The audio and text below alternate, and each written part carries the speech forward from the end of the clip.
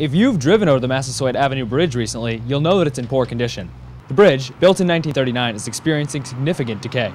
The sidewalks are crumbling, the road surface is riddled with potholes. But take a look underneath it, and you'll find that some of the concrete has crumbled away, exposing the rebar inside. And that's why the Rhode Island Department of Transportation, which manages most bridges in the state, did decide to implement this 15-ton weight limit several years ago. However, Sunrise has learned that Barrington school buses, weighing more than 1.5 tons over the limit, have continued to cross multiple times each day. But according to BHS principal Mr. Joseph Hurley, the buses had not been crossing earlier in the year. They had a weight requirement that was over the limit of what was, what we could, the capacity, I guess, of the White Church Bridge.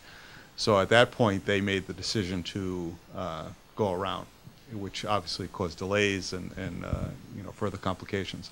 As a result of these delays, First Student, which operates bus services for Barrington schools, decided to recalculate the weight of its buses. According to Francisco Montero, a contract manager with the company, the buses came out to weigh much less than previously thought. While the manufacturer lists them as being 17.5 tons, they were actually determined to weigh about 1 ton less, even fully loaded with students. And what we did, just to confirm that, we did call the Rhode Island DOT. We gave them the load count on the bus and the weight on the bus. And we have tickets from the Warren Transfer Station where we took the bus to be weighed. It was after learning of these new developments that the DOT decided to issue a special permit to allow the buses to continue to cross the bridge.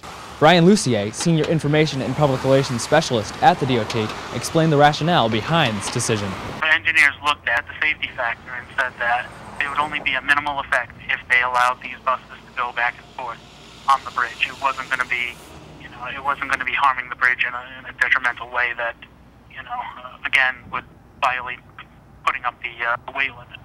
Mr. Lucier also added that a replacement bridge is in the works. We're still in the permitting process right now, so we're planning to go out to bid next year, and then the bids will go out, and we'll kind of move on from there.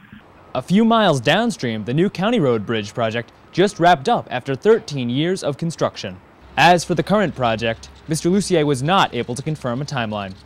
But for now, state officials are confident that the bridge will be able to hold up until its replacement can be completed. In Barrington, I'm Brad Gay, Sunrise.